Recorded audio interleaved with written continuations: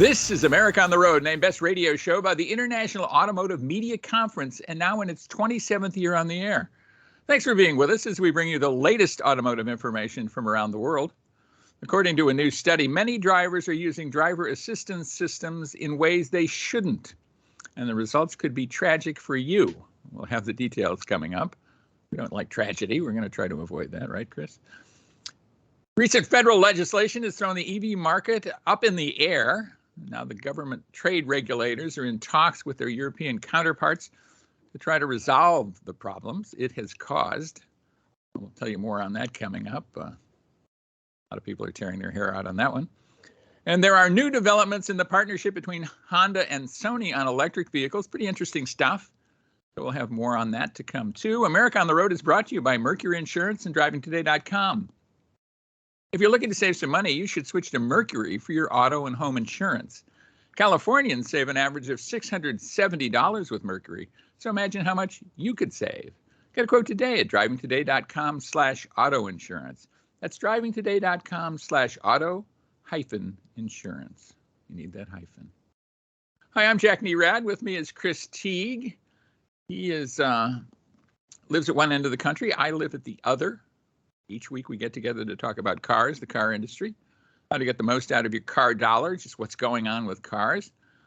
Chris, we're getting close to Halloween. Are your kids getting excited about Halloween? Is frost on the pumpkin there? They are getting excited about Halloween. Frost is not on the pumpkin right now. I'm looking out the window at about 3 or 4 inches of rain falling during this day, but the leaves are nicely colored and, it's very pretty here right now. Yeah, what a beautiful place to be. And I hope you're having wonderful days and getting some chance to enjoy all that. That's terrific. What car will you be road testing for us this week? I spent the week in the 2023 Ford Raptor, the Ford F-150 Raptor. Yeah, so not a car, but a very cool truck, and we'll be talking about that. I was road testing the Lexus GX 460 sport utility vehicle. Maybe you're jealous of that, because I think that's a vehicle I have a sense you might like, Chris. It's a vehicle with many capabilities that I bet many of its buyers never use. So we'll discuss that. We have a great interview for you. Brittany Grande is a GM field service engineer, and she'll be talking about the shortage of auto technicians and a General Motors program that can help people take advantage of it. If you're in a dead-end job or just don't like what you're doing, being an auto tech is probably a really good idea these days. So we'll chat with her about that. But before we do anything else, we'll be bringing some of the most important auto-related information from around the world. So stay with us with Chris Teague. This is Jack Nerad with you. And thanks so much for being with us right here on America on the Road.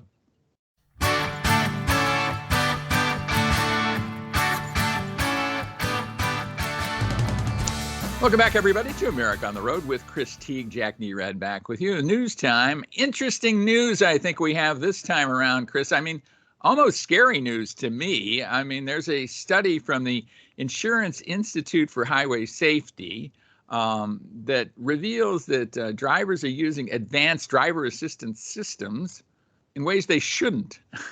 They're kind of treating them as self-driving systems, and that's just not the way to do it. I mean, what's your take on that? I think the industry as a whole has a communications problem around some of these features. I think, without singling an automaker out, there is a real problem with how these features are put out and sold to people. Yeah, and Tesla calls it autopilot. When I'm thinking about autopilot, I think of something that is going to pilot the car for me.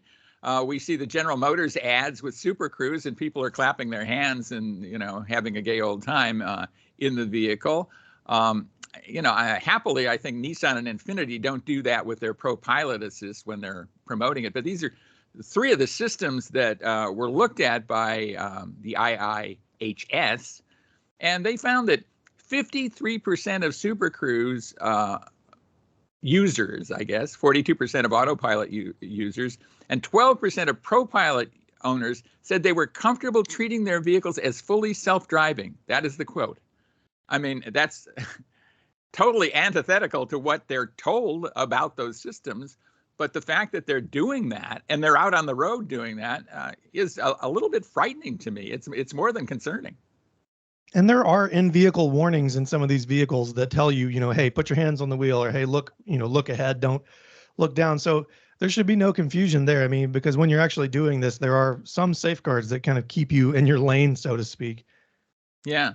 Well, one of them, I mean, both Autopilot and Super Cruise have lockout features. So if you're not doing it the way they suggest you do it, the manufacturer suggests you do it, then it'll shut down.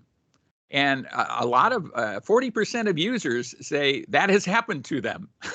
So 40% of users are using it wrong, and then the system shuts down. Well, happily, it's shutting down, and they are forced to put their hands back on the wheel. But this is something that really needs to be looked at. And I know the National Highway Traffic Safety Administration is looking at these things because, heaven knows we're all for technology. And I'd love to see fully autonomous vehicles come to market. But certainly we want them to be safe. I mean, that's the goal.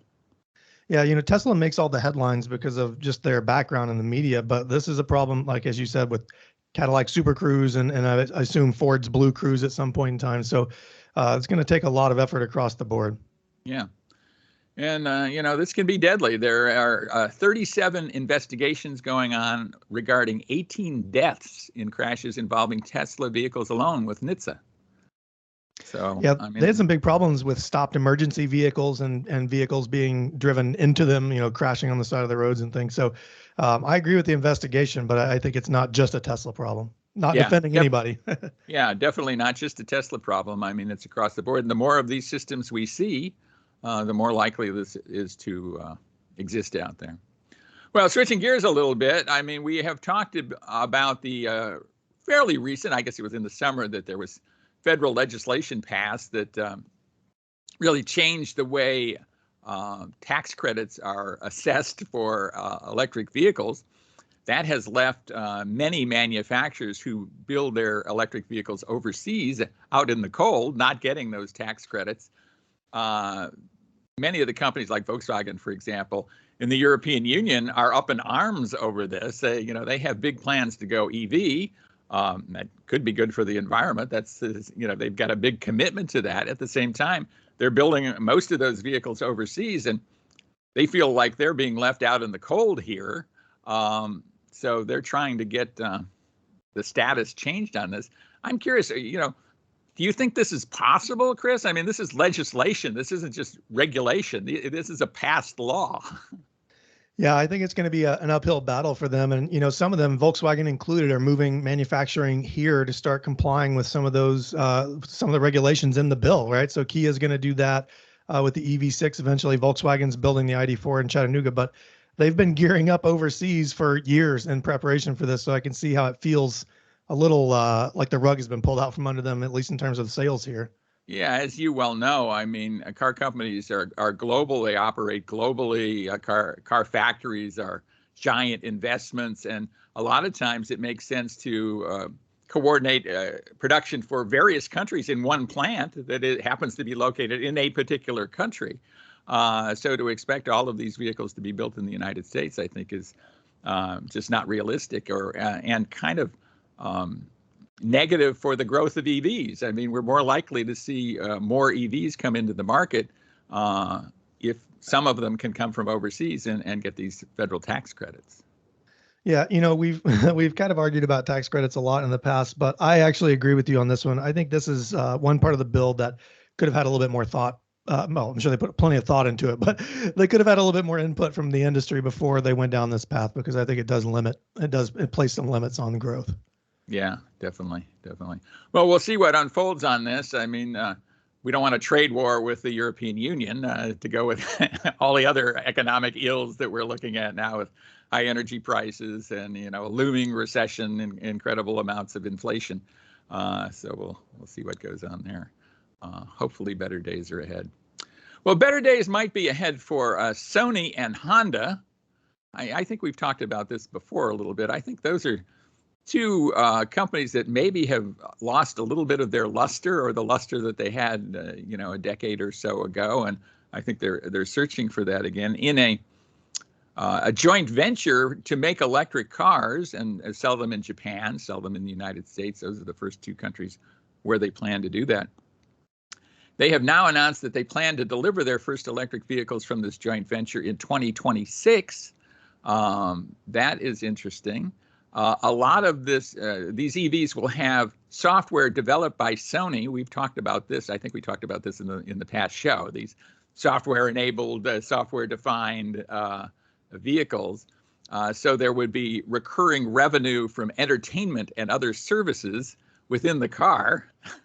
Again, not something I'm necessarily raising my hand and saying, yeah, that's what I want, but we will see. They will sell these vehicles online as opposed to through a dealership operation. And well, I wonder about all of this. I mean, comment on any of that you want to comment on, Chris. Well, I'm an early adopter of everything that I can afford to be an early adopter of. I have, the latest of everything, and I have big philosophical and maybe other problems with all the injected technology, like the Sony Honda thing. There's going to be some metaverse inspired tech features from Sony in here. You don't need that in a car. There's absolutely no, 20 years from now, things may look different, but right now there's no need for this stuff in a car. But from a take a step back perspective, it's interesting for Honda because they've already partnered with GM on some electric vehicles, and now they're going down this road with Sony on this vehicle. So interesting from them, but I think there's some features here that I could probably do without. Yeah, I think there's a ton of features we could do without. And one of the things, and it was apropos what we were just talking about, they plan to have level 3 autonomous drive systems within these vehicles. Well, a level 3 isn't really autonomous, number one, so there's that.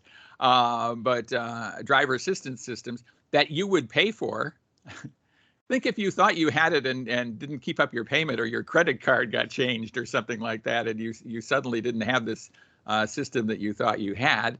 I really scratch my head over this stuff. I know that car companies think that there's a ton of money to be made by that captive audience that's in the vehicle, in their vehicle, but those are our vehicles. They're not the company's vehicles. They're not the car company's vehicles. Those are vehicles owned by private individuals who think they bought a complete package, I think, as opposed to, an ongoing vending machine. Yeah, there may be some calibration that comes after the fact here as automakers realize that people, want a separation between their car and their phone, right? You view your cars, at least I do, is a little bit different than my phone. My phone is a little bit more disposable, but my car is more of a permanent fixture in my life. Maybe I'm different than a lot of people, but again, we talked about this just last time or the time before is, you buy a car, you bought the car. You don't want to have to keep paying for things to use the car. I guess I could understand some subscription features in the like audio, streaming services and things, but some of this is just out of my grasp. Yeah, absolutely out of my grasp too. And I think a lot of consumers will be reluctant to do this. Well, when we come back, we will be road testing a couple of vehicles, and I maybe have happier news. This seems like kind of a negative news segment, but I think we will have happier news as we're road testing the Ford Raptor and the Lexus GX 460. So stay with us for that. With Chris Teague, this is Jack Nerad with you, and thanks so much for being with us right here on America on the Road.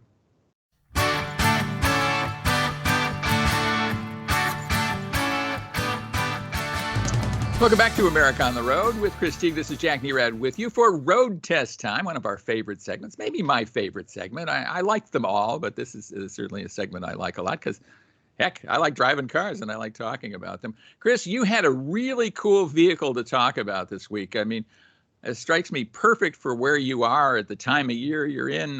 Tell us about it. Yes, I spent the week in the 2023 Ford Raptor, F-150 Raptor. This is the a different version than the one I drove on the show a couple of months ago. This is the upgraded 37-inch tire package model.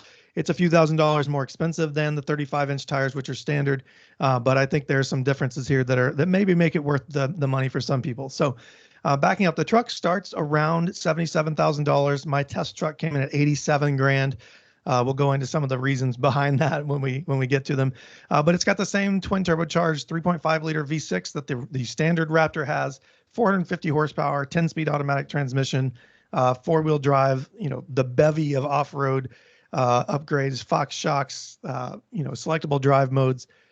The exhaust is valved with a selectable sound, and everything is active and you can select them. So there's a lot going on in that regard, but that also comes with the standard Raptor. So with the 37-inch package, I'm going to pull out my notes here. The truck is about an inch taller than the 35-inch tire package truck. It's got an inch more ground clearance as well. And it also has better approach, departure, and breakover angles because of the ground clearance. You can go up steeper surfaces and decline or descend steeper surfaces.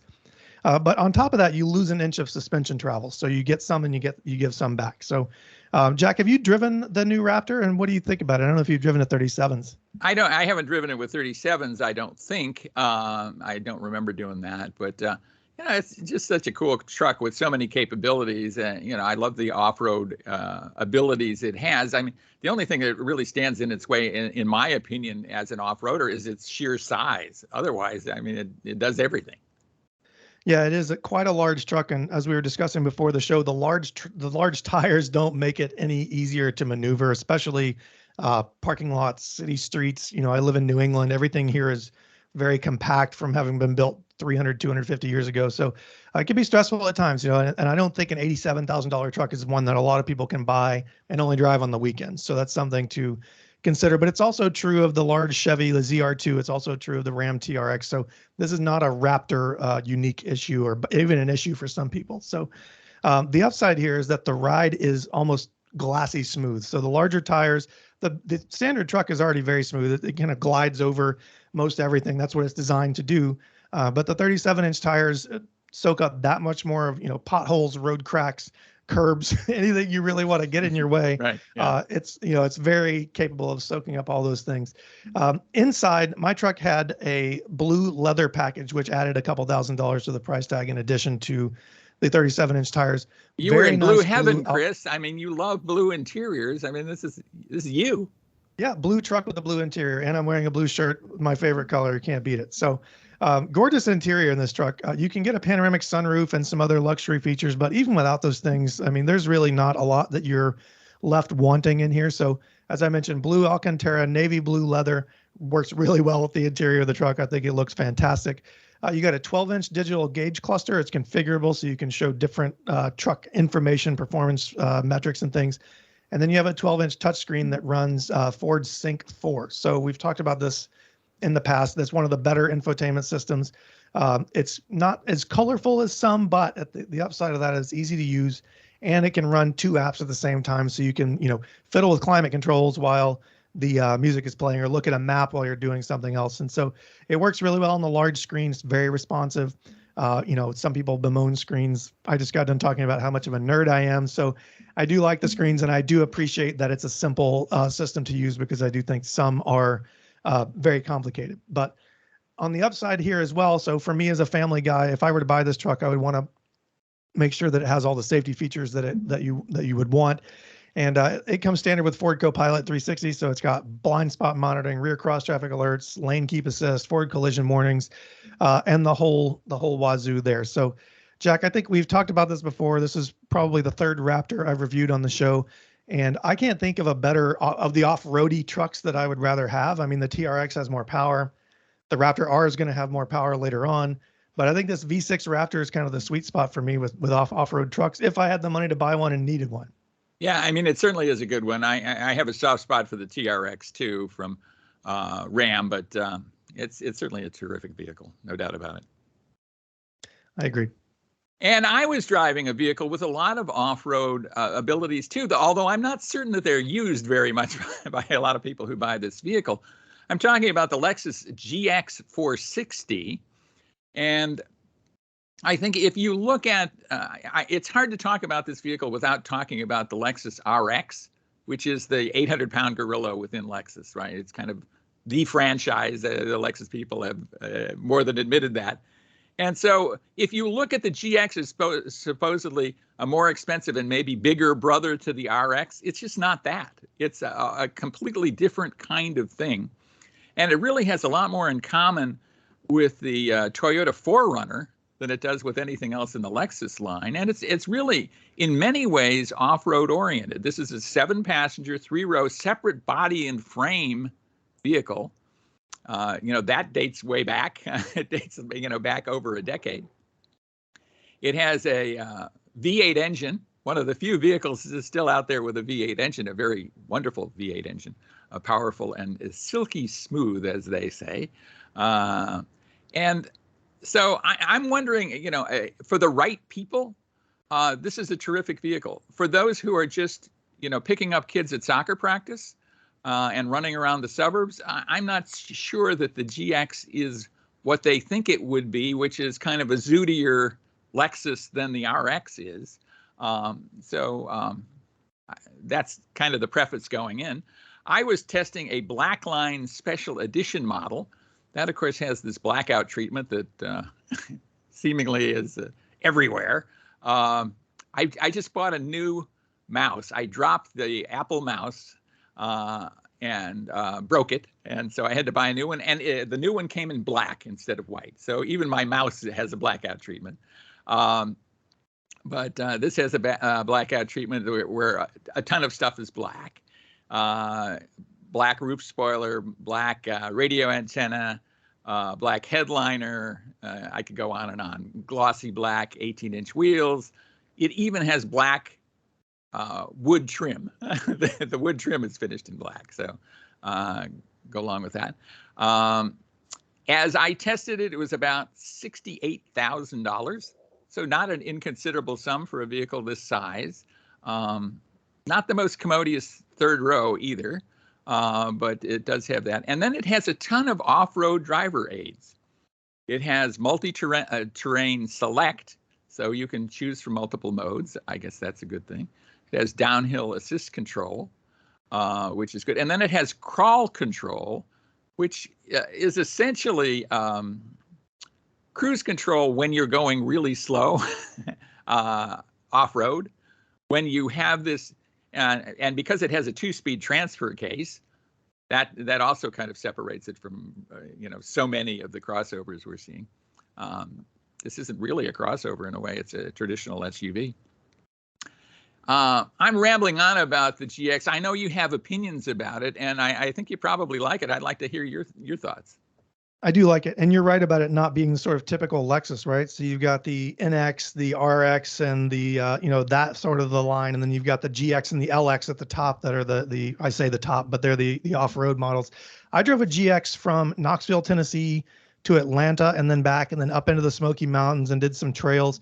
And silky smooth on the highway, as you say. Lexus knows how to make a V8. I'm a big fan. Very capable off-road. It felt just as smooth on the trail as it did on the highway. Comfortable inside. I have problems with the tech, but this was 3 years ago, so they've probably had some upgrades since then. And the third row could use some improvement. But as a package, I like it, but I do agree that it's not the typical Lexus buyer's Lexus. Yeah, I think it's silky smooth on the road as long as the roads are pretty smooth, because it does have a live rear axle. And so it isn't necessarily as supple as some others. Now, Lexus does some pretty interesting things to try and tame that a little bit, but you have the potential for that live rear axle to give you some problems, both on-road and off-road, as a matter of fact. In some cases, though, off-road, it's an advantage. But back to equipment it has. I mentioned the 2-speed transfer case, which is a big separator. That's the mark of a true off-roader, I think. It has a torque sensing limited slip center differential. And in typical use, it's putting 40% of the power to the front wheels and 60% to the rear. So it kind of has this rear drive feel, which I like. 301 horsepower from the 4.6-liter V8. So that's plenty of horsepower. Nice amount of torque, 329 pound-feet of torque. This does offer very good towing, 6,500 pounds of towing. So that's good. You can get it with an adaptive variable suspension or an air suspension. Again, not necessarily as smooth as some vehicles. There's some strange things about it too. The side hinged rear door, as opposed to a hatchback, is an odd one. Why they haven't fixed that, that's something that is not on the 4Runner these days. So just all in all, I think for the right buyer, the GX460 is really cool. I like the Blackline edition. I don't know how that's going to wear necessarily, but it sure looks cool right now. Close to 70 grand is an awful lot for a vehicle this size with kind of a so-so third row. But overall, I think there's a lot to like about the Lexus GX 460.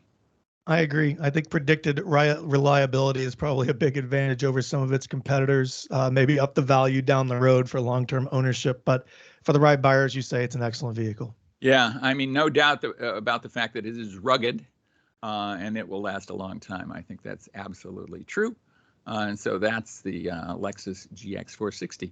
And when we come back, we will be speaking with Brittany Grande. She is a GM field service engineer about the shortage of vehicle techs and what General Motors, is hoping to do about it. So stay with us for that. With Chris Teague, this is Jack Nerad with you.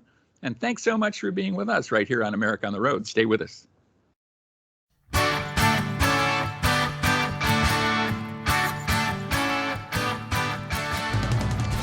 Welcome back, everybody, to America on the Road. Jack Nerad back with you. Thanks so much for being with us. I really do appreciate it. And we have a terrific guest for you. I'm really interested in this interview. A lot of personal interest in this particular interview. Brittany Grande is a General Motors engineer with an interesting background, I think, and talking about what I think is a big, big topic, and that's the topic of technicians, auto technicians, and really the lack thereof, right, Brittany? Thanks so much for being with us. Tell us a bit about that. Yeah, the shortage actually nearly doubled from the year 2020 to 21. So we're really looking to bring in technicians. And part of the shortage is due to that negative connotation that a skilled trade can't lead to a rewarding career. But an auto technician is a highly technical role with advancement opportunities. And students can complete the necessary training in 2 years without high student loan debt. And a job at a GM dealer can include great income like benefits, medical insurance, 401k, and paid time off. So you're an example of that, aren't you? And you have an interesting background. And I think you were a nurse, right? I have a daughter who's an RN, and my brother is an auto technician and has been so for about 40 years or so. So my family kind of is your background. Tell us about that transition and how you made this switch. That's right. So, kind of my first beginnings into the automotive industry, I was going to school for nursing, and I drove past a Chevrolet dealership, and outside they had the most beautiful car I'd ever seen. I didn't even know what kind of car it was at the time, but it turns out that it was a Corvette ZR1, and it had 638 horsepower, 604 foot-pounds of torque. And I had no idea what that meant, but it sounded really cool. So I started researching this car and I just had to know everything about it. And for the next 2 weeks, I finally built up enough courage and knowledge about this car that I wanted to go take it for a test drive. So I get to the dealer and I take the test drive and it's just magical. So that semester, I actually switched from nursing to automotive. And with no prior background, from the ground up, I completed my schooling. And in the dealer environment, I ended up working my way up into becoming the Corvette specialist, which at the time was my ultimate goal. Wow, that's an incredible story, really incredible story. In some ways, there are some similarities, I think, between nursing and somebody who's an auto technician. Maybe more similarities than the average person would believe. Have you seen that? Absolutely. In fact, not only is there a substantial job security when you're looking at the medical field versus the automotive industry, and if you wherever you want to live, we have locations to work, right? But also, I can tell you this much, it's probably easier to work on cars rather than humans, so that's probably the difference there. Right, right.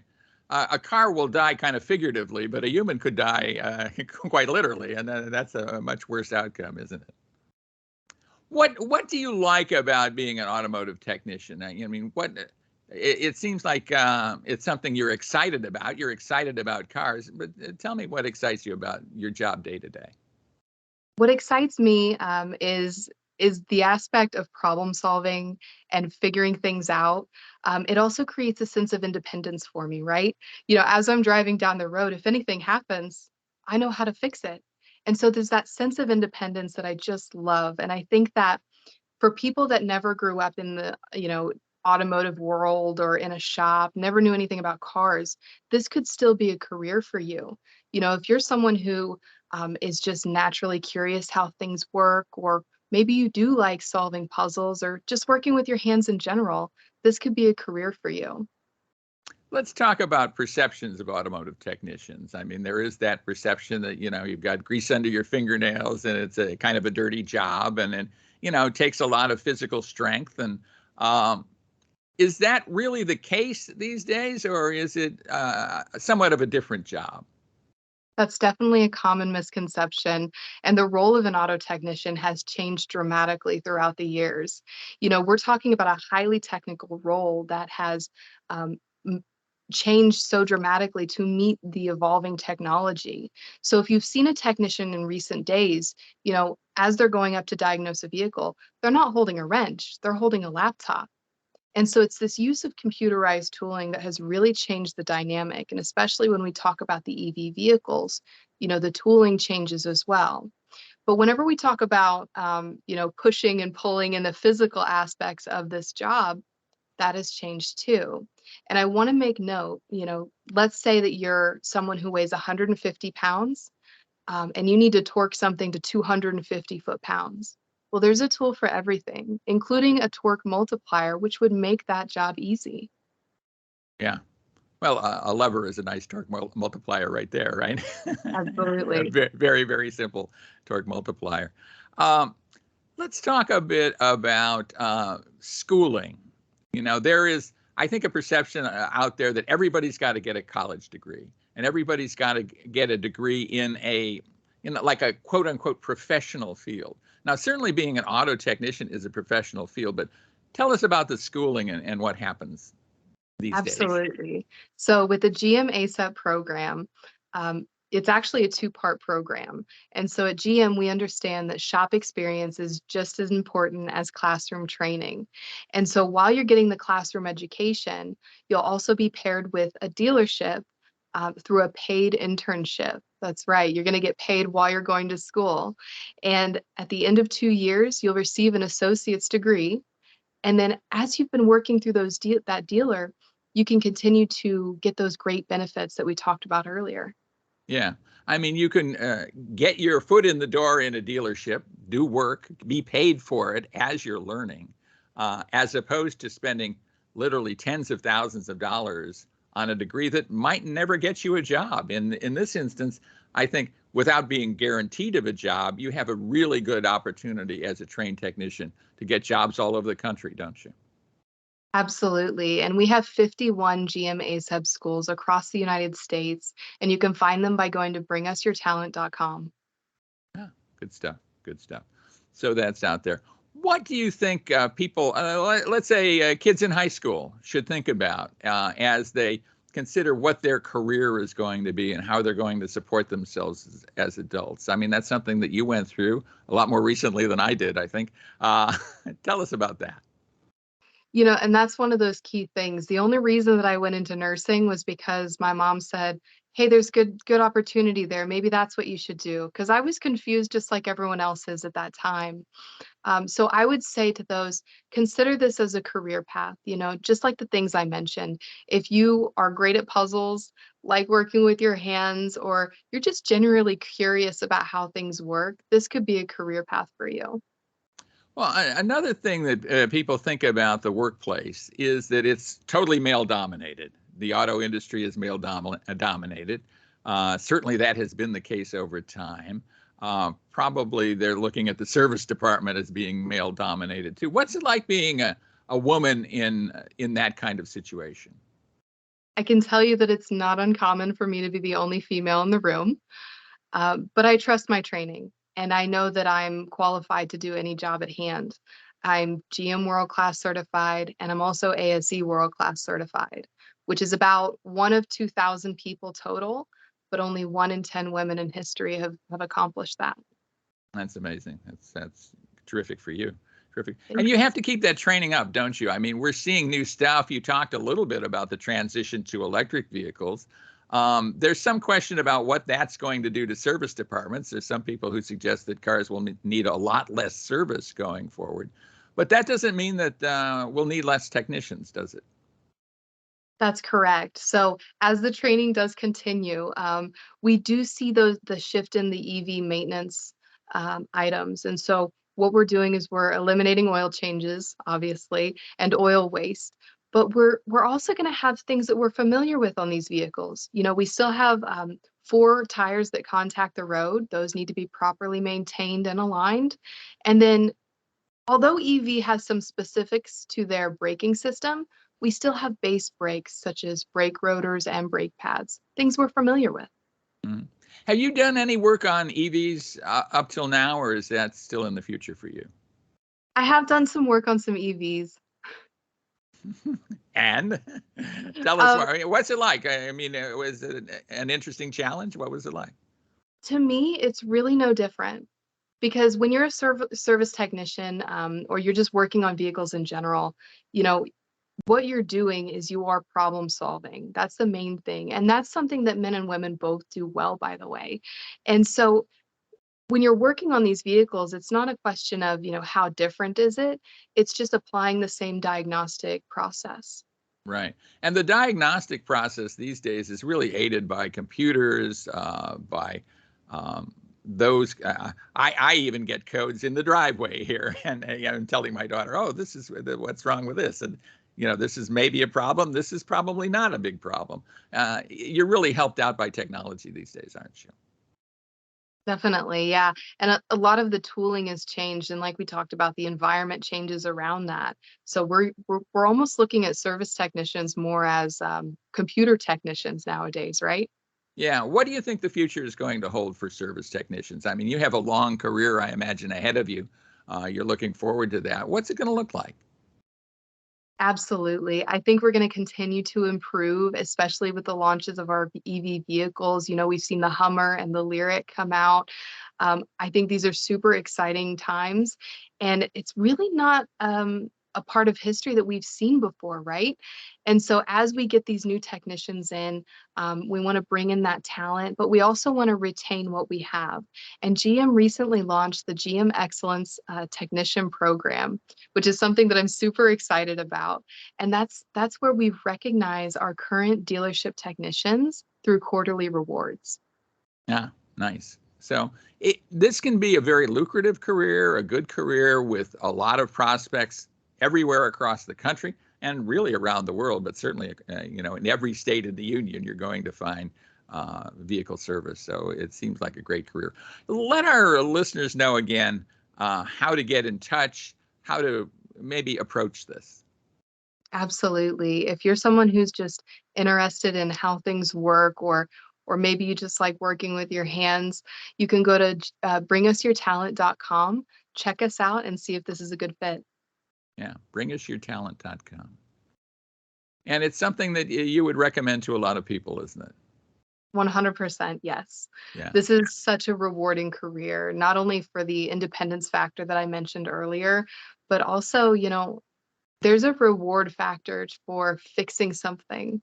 It's ingrained in us, and it makes you feel good. Yeah, absolutely. When you get something to work, occasionally even I can do that. That wasn't working. That is a nice feeling, isn't it? Definitely. Well, Brittany Grande, you're a GM field service engineer, as I don't have to tell you. Thanks so much for being with us. We thank you for sharing this information. Really fascinating stuff. And your switch in career path is an interesting one. I appreciate you being with us. Thanks so much for having me, Jack. Stay with us, everybody. We'll be right back right here on America on the Road.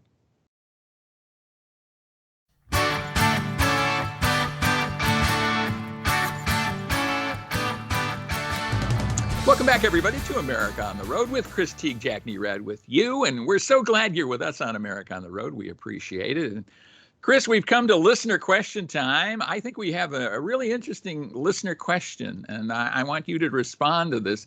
Lonnie in Santa Cruz, California asks this, or says this, and then there's a question. I'm thinking of buying an EV, but I'm unsure what I should be thinking about, especially when it comes to range. What is a good range? Oh gosh, this is one of the harder questions because the amount of range you need depends completely on how you drive and many other factors. But I'll say that for some people, a PHEV or plug-in hybrid with 30 miles of range is plenty because they have a charger at home. They can plug in at the end of the workday and they don't have to worry about it. For other people who are completely reliant on public infrastructure or charging stations or anything like that and don't have the ability to charge at home, you may need 250, 300 miles of range. But on the other side of that, Jack, and you may disagree with this, I think that charging speed may be just as important for some people as range, because, the faster the charger, the more convenient it is to stop and top off or, gain a few miles while you're on your way.